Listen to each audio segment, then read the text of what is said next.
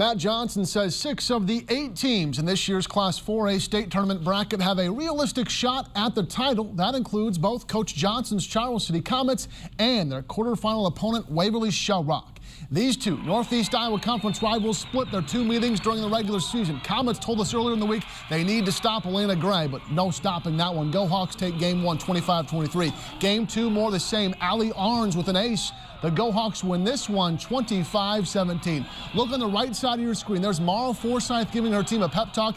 They need to get it going. There's Forsyth backing it up with a kill. The momentum is starting to turn. Jackie Foster finds the back corner for a kill.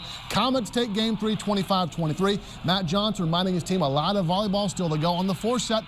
Katie Wendell picks up a kill. She had 9. Then later, Jamie Sindlinger at the service line, and she's dialing up an ace. And look who's loving it up top. It's Jessie Sindlinger. Comets now in control. They win game 4, 25-23. Call them the comeback Comets, the cardiac kids. Call them whatever you want. Don't count them out. Forsyth jump serve leads to an ace. CC is back in the semifinals. My goal was just to get everyone fired up, because at that point, it didn't matter how many games we lost. It didn't matter how bad you did at the last point. It matters 1 point at a time. Knowing how to play when you're down 2 games, that's really what helped us. Last year, like you said, the state championship game, we were down 2. And then we came out and played with heart, and that's when things started to turn around. That's when we started winning the long points. We started extending points and winning them. What the girls realized is that we weren't going to change anything dramatically from an X and O standpoint in those 3rd and 4th games. It was just a matter of coming out and competing a little more. Charles City moves to 40-6 on the season. They'll be back in Cedar Rapids on Thursday, where they will face top-ranked Harlan. First serve at noon.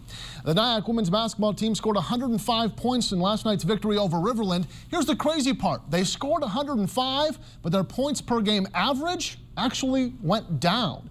Coming into last night's game, their average was 112 points a contest, the best in JUCO's Division II. That average did slip to just over 110 points a game, but to be honest, who really cares? When you're putting the ball in the basket at this pace, you're going to be a tough team to stop, let alone beat over 40 minutes.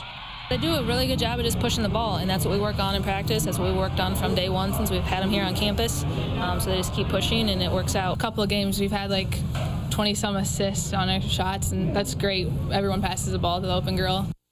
The Trojans will look to make it 5 straight wins to start their year tomorrow night at 5:30 against the Yellow Jackets of RCTC. Like we saw last night, it's going to be a men's-women's doubleheader. Mark Moll's team will tip at 7:30. The Waldorf basketball team's in action tonight in a doubleheader. The women's game against Grandview currently underway. And then coming up at 7:30, the Warriors men's team will be taking on Viterbo. We'll have highlights at 10.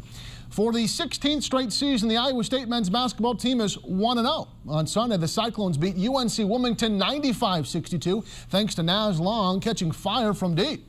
Long led the Cyclones with 26 points, including 8 3-pointers. In fact, Naz Long was named the Big 12 Conference's Player of the Week for his performance over the weekend, while teammate DeAndre Kane was named the league's Newcomer of the Week. Tonight, Fred Hoiberg's team turning their focus to Texas A&M Corpus Christi for a 7 o'clock tip-off. The Gophers also looking for their 2nd win of the season inside the barn against Montana. One match, Charles City at state. What do you know? The Comets down 2, and then they just come back and win. What do you expect from that team? That's awesome. About what you expect. They've got some seniors that don't ever want to stop playing, so we'll follow them on Thursday. We'll keep it up. All right, thanks, AJ. We'll be right back with Golden Apple.